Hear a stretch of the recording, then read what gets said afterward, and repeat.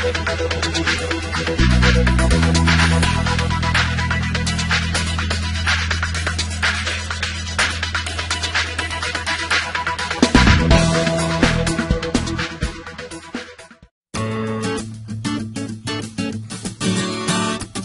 listening to international investment advisor Doug Goldstein on the Goldstein on Gelt show, the financial show where we'll talk about how you can make the most of your money.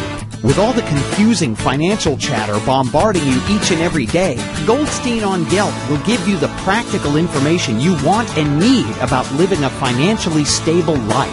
Here's your host, money maven Doug Goldstein. Okay, we are back. We're talking with Jody Blum, who is a financial coach with a twist.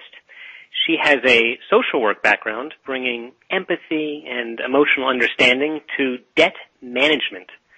The name of her company is minusPLUS, which she established in 2002, and since that time, she's assisted hundreds of people in learning healthy money management skills in order to live within their means. You can learn a lot more about Jody at www.minusplus.org. That's www.minusplus.org. And let me just open right up. Welcome, Jody. Thank you, Douglas. Thank you for inviting me. You bet. Listen, maybe just in the beginning you could explain what it is that you actually do with people. Well, I've set up a 6-session foolproof coaching for people's finances that I do in the intimacy and privacy of my clients' homes. In the first session, the clients get to take a walk through their lives from childhood to adulthood to discover their relationship to money based on the messages they received from their parents. And they also share financial behaviors and ideas they brought to their marriages if they're married, and eventually bring me up to date on their situation today, including their financial goals. And then in the next 2 sessions, we do a complete financial analysis of their household, including labeling expenditure and income categories, assessing the average amounts for each category, so that by the end of the process, nothing is left unknown, and my clients are aware of exactly what's coming in and going out, to where, and how much on average per month. Finally, I teach them how to build a budget or a spending plan, how to maintain it, and then set them free between the 5th and 6th sessions to live out a month, keeping a budget on their own. And I use the word free on purpose because living within a budget can be quite liberating for people.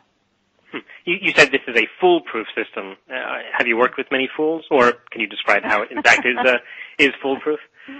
Because when I leave my clients after the 6 sessions, they are up and running independently. They know exactly how to track their expenses.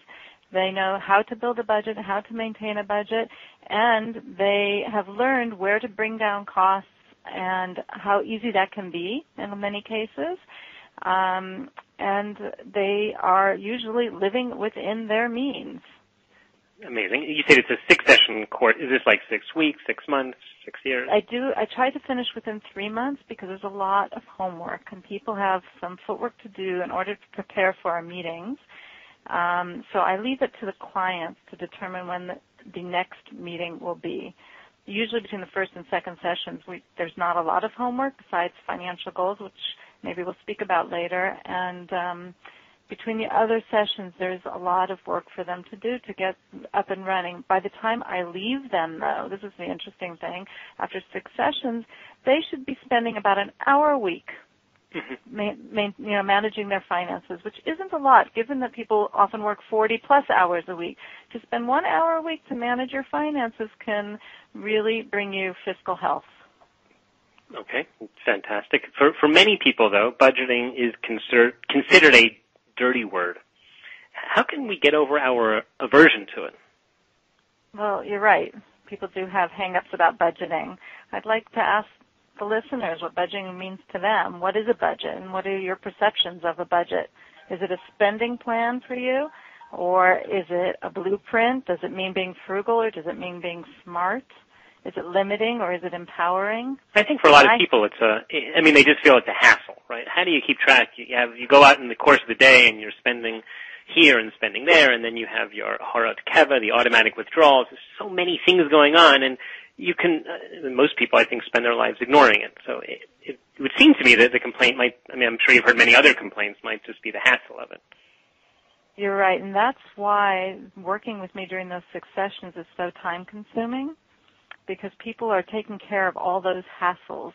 And after that, as I said, it's about 1 hour a week, and then every year people have to revisit certain line items to make sure that they're getting the best price possible for their cellular phones, for example, or their communications providers. So you're right, it's a hassle getting it all set up, but once it's set up, it's actually quite easy.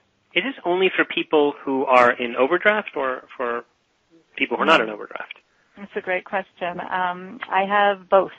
I've had people in overdraft call me, of course, but I've also had many clients who are quite well-to-do who have just never managed their finances. Maybe they want to just give away more money for tzedakah, for example, and they just have no idea how much they're giving away, and so they want to review everything. People just don't learn money management, wealthy or not wealthy. It tends to be that the more wealthy people are in general, they know a little bit more, and that's what has helped them develop and build their wealth. It's because they have managed their finances, but that's not true for everybody. There's a lot of wealthy people out there who do not manage their finances.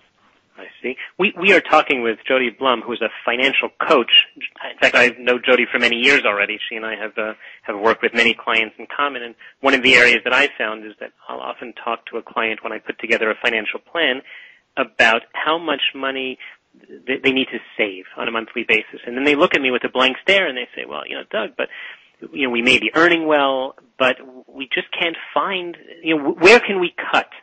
And I always tell them I'm not a budget specialist. I don't really know much about that. And I suggest, why don't you look up Jody. You can look up Jody also on the web at www.minusPLUS.org. And let's just continue along. It's in setting up budgeting. You had mentioned budgeting and also goal setting. Are the two important to go hand in hand, or does one come before the other? I feel that goal setting is a very important part of budgeting because people have to know what they're working towards. So when I work with a couple, I will have each of them write down their short, medium, and long-term goals individually without looking, and then have them share their goals together with me present so they can see where there's difference and where there's overlap. And obviously the overlap goals are the ones that are the easiest to work with. Oftentimes when there's differences between people's goals, we have to come up with a plan on how to deal with those differences. And so there's also, I guess you use your social work background as far as the marriage counseling in couples that have different goals?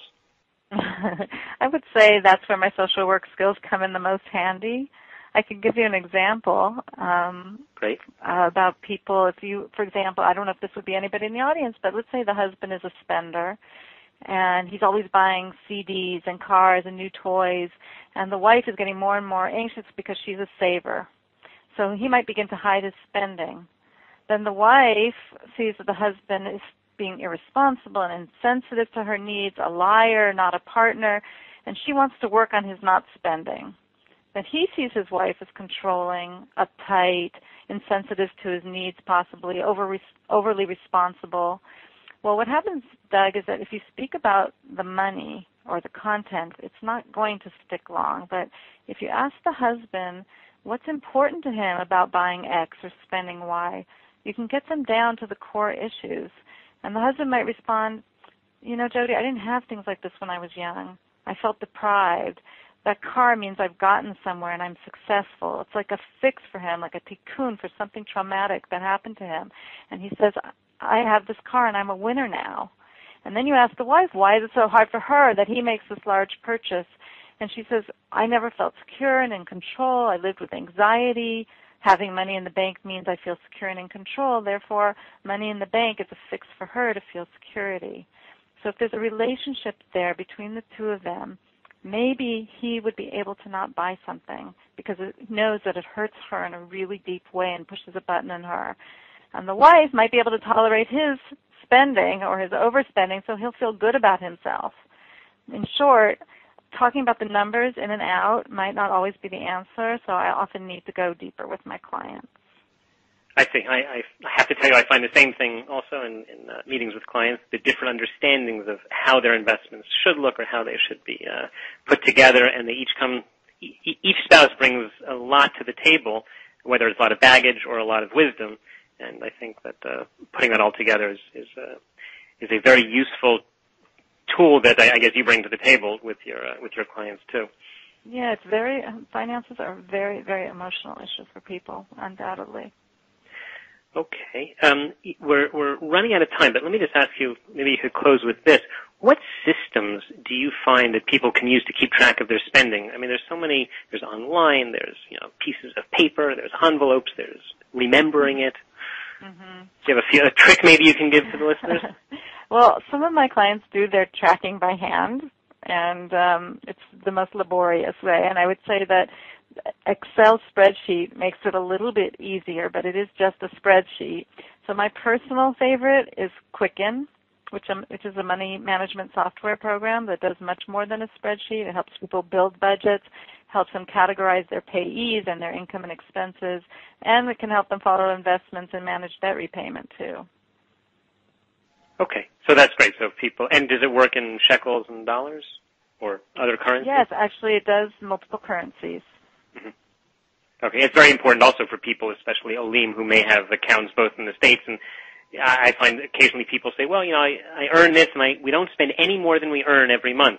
And I say, well, that's good, at least you're balanced. They say, but, once a year or maybe twice a year we take over a little bit of money from our savings account in the States. They say, what do you mean by that? They say, it's never more than $5,000 or $10,000 at a time. So okay, well, they're very fortunate they have those savings that they can dip into. Yeah, or until they deplete it and then there's nothing left. So, yeah, it's very important to look at, I think, not only your income, but if you have savings that you are potentially living on, you have to be very careful about keeping track of it. And it's always much easier to keep track of things when you have the help of a great financial coach like Jody Blum, who can show you the way. And Jody, I'd like to thank you very much for joining us today and giving us a few ideas. My pleasure, Doug. Let me know if I can help you at all in the future. Okay. Thanks again. Bye-bye. Bye now. You've been listening to the Goldstein on Gelt Show with money maven Doug Goldstein.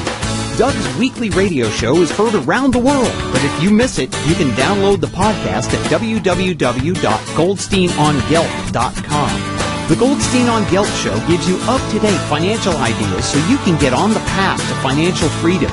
If you'd like your questions answered on the air or off, send Doug an email to doug@profile-financial.com. It's your money for your future, so join Doug every week to build your wealth on the Goldstein on Gelt Show.